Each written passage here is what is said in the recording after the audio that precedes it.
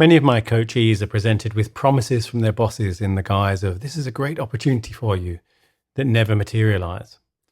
How might you set up some criteria for these so you're not sitting there a year later still hoping it's going to happen?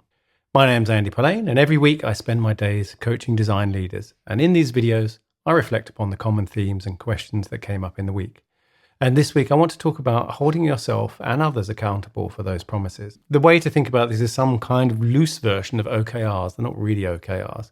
But the idea is you don't fall for the old line of, yeah, sorry, it didn't happen this year, but next year it'll definitely happen. We promise. This happens with projects, this happens with promotions, titles, salary increases, and all of those things. This is something you can also use when you're interviewing for a job. When you are being told there's all sorts of potential for growth in this role, just be a little bit skeptical and think, okay, fine, but what does that look like? So my favorite thing is always to start at the end.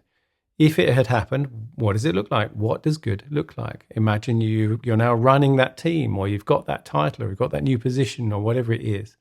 What does it look like? Now, it's not going to happen all at once. So what would be the signs that what you want is happening? It's in progress in some way. This is so you don't get stuck in some kind of almost there purgatory. What would be your timeline? In 3 months, what would you see? In 6 months? Or at the end of the year, and you're reflecting back, what would you expect to have happened? Let's take the example of growing a team. If you think, well, by 3 months, I would hope to have this person in place. And by 6 months, I'd hope to have these other 2 people in place. And by the end of the year, when I look back, then I've got this team of X number of people of this kind of constellation.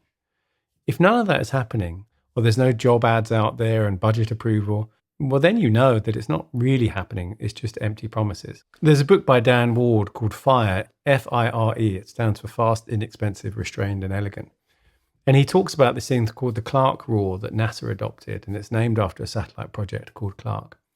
And it's this: cancel any project when its cost growth exceeds 15%. Now, the book is all about projects that go over time and over budget, often ask for more time and more budget. And in general, that leads to them just becoming so bloated and they fail anyway. They just fail after more resources have been spent on them. So having this rule up front to say, okay, when the cost growth exceeds 15%, we can the project, no questions asked. It's still harsh when the project is canned, but it's not a surprise to anyone because there's always going to have been some lead up to that. And this is what I'm saying about your projects. Having those metrics and conditions very tangible and upfront helps you know when you've reached them or when you haven't. And then you can be ready to walk away, because that is the agency you always have in a job or in a position or a project or a title. You can always say, I'm not doing this anymore. So you can use this for interviewing for a new role. You can use this for any new position or responsibilities you might be given in your current role. You can use it when you're thinking about a lot of other things in life, actually. I hope that's useful for you. If you'd like to check out my coaching practice, it's at pollane.com/coaching. And you'll also find more of these videos on YouTube. I'll put the links below. If you've got any of your own examples of how you've gone about things like this, please post a comment below. I'd love to hear them. I like to collect examples. Thanks very much, and I'll see you again soon.